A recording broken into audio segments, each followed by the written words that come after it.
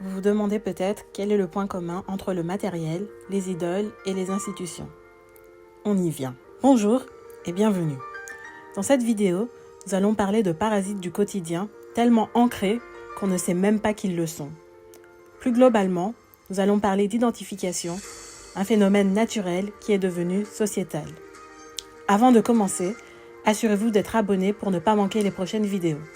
Nous vivons dans un monde moderne dans lequel nous recevons beaucoup d'informations, beaucoup de sollicitations, beaucoup de stimulation.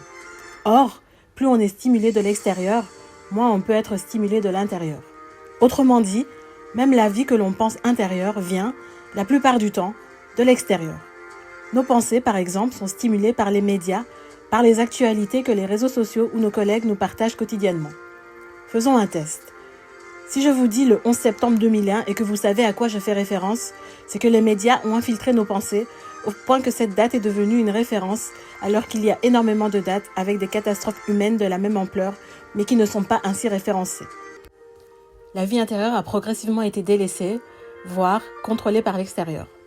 Dans les sociétés antiques, il existait une certaine conscience de la vie intérieure qui s'est progressivement perdue au profit de la matière. Je vais faire un peu d'histoire pour l'expliquer.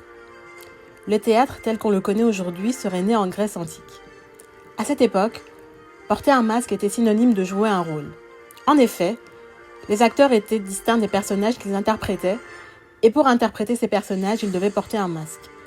Plusieurs acteurs étaient interchangeables pour un même personnage, car le personnage était le masque.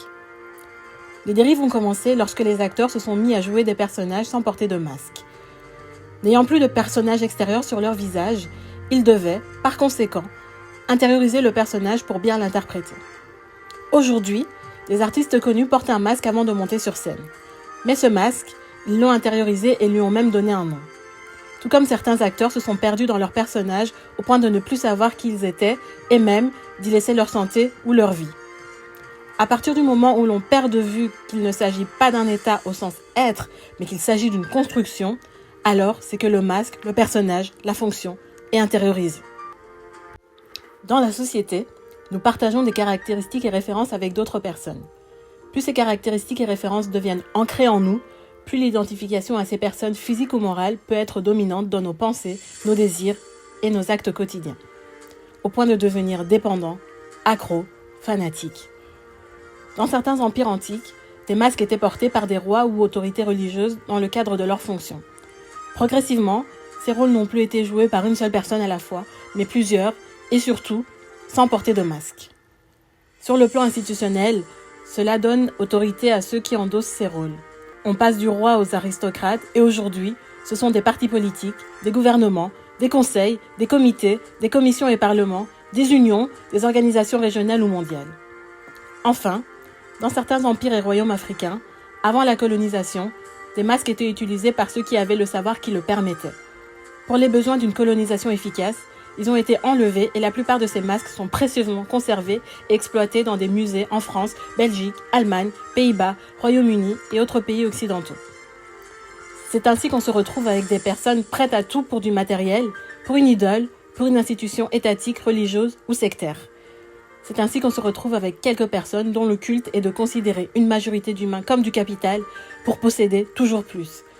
C'est ainsi qu'on se retrouve avec des personnes qui mobilisent toute leur énergie et créativité pour escroquer de pauvres innocents, tellement leur vie intérieure est centrée sur l'appât du gain.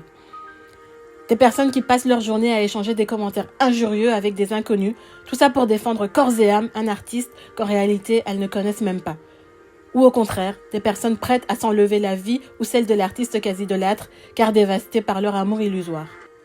Des personnes prêtes à prendre la vie d'une autre personne ou à donner la leur pour des croyances et convictions acquises à travers des institutions. Or, sans ces parasites, et même d'autres que je n'ai pas cités, l'énergie pourrait être utilisée de façon fondamentalement différente et générer des situations bien différentes. On pourrait porter moins de haine et de problèmes et même s'éviter beaucoup de stress et de maladies.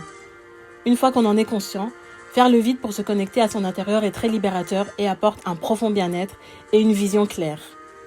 Dans une prochaine vidéo, je reviendrai sur ce que signifie avoir une vie intérieure et je donnerai des clés pour faire la différence entre ce qui vient réellement de notre intérieur et ce qui y a été implanté de l'extérieur, parfois depuis notre naissance, voire même ce dont nous avons hérité. Likez la vidéo si elle vous a plu et dites-moi ce que vous en pensez en commentaire. Moi, je vous dis à bientôt pour une prochaine vidéo.